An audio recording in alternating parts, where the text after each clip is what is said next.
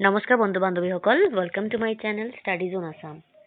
Dear friends, আজি আমি arts and লিটাৰেচাৰৰ ওপৰতে আৰু কেইটামান ইম্পৰ্টেণ্ট কুৱেশ্যন ডিছকাছ কৰিম। তো আহক, আমাৰ ফাৰ্ষ্ট কুৱেশ্যনটো হৈছে name the first Assamese modern drama. প্ৰথমখন অসম আধুনিক নাটকৰ নাম কি? আমাৰ অপশ্যনকেইটা হৈছে option A Ramnavami, option B Bin Baragi, option C আইবুঢ় লাইৰী আৰু option D none of this. Right আনচাৰটো হৈছে অপশ্যন এ ৰামনৱমী। নেক্সট কুৱেশ্যনটো হৈছে name the author name of Assamese ড্ৰামাৰ ৰামনৱমী। আছামিজ ড্ৰামাৰ ৰামনৱমীৰ অথৰ কোন আছিলে? আমাৰ অপশ্যনকেইটা হৈছে option A Anikanta Kakati, option B Nabakanta Barua, option C Jyotiprasad Agarwala আৰু অপশ্যন ডি গুণাভিৰাম বৰুৱা। এইটোৰ ৰাইট আনচাৰটো হৈছে option D Gunabhiram Barua. Next কুৱেশ্যনটো হৈছে name the first Assamese romantic poem.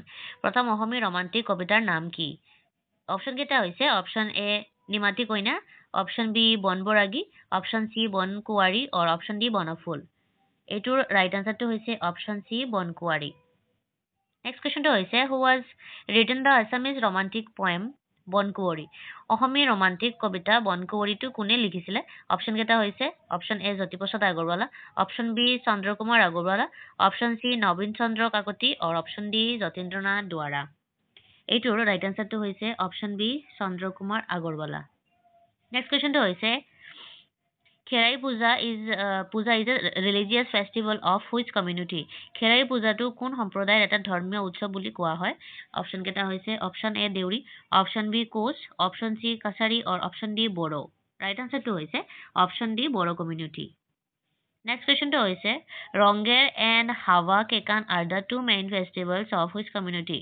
Rongker আৰু হাৱা কেকান কোনটো সম্প্ৰদায়ৰ দুটা মুখ্য উৎসৱ হয়? আমাৰ অপশ্যনকেইটা হৈছে option A Karbi, option B Koch, option C Kachari আৰু অপশ্যন ডি বড়ো। ৰাইট আনচাৰটো হৈছে অপশ্যন এ কাৰ্বি। নেক্সট কুৱেশ্যনটো হৈছে Ali Aye Ligang is a spring festival celebrated by which community. Ali Aye Ligang হৈছে কোনটো সম্প্ৰদায়ৰ দ্বাৰা উদযাপন কৰা এটা বসন্ত উৎসৱ?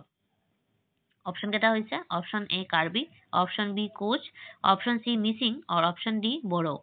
ৰাইট আনচাৰটো হৈছে option C Mising tribe. Next কুৱেশ্যনটো হৈছে name the Assamese legend who got Dada Saheb Phalke award. দাদা চাহেব ফাল্কে এৱাৰ্ড বঁটা লাভ কৰা অসমীয়া কিংবদন্তীজনৰ নাম কি হয়?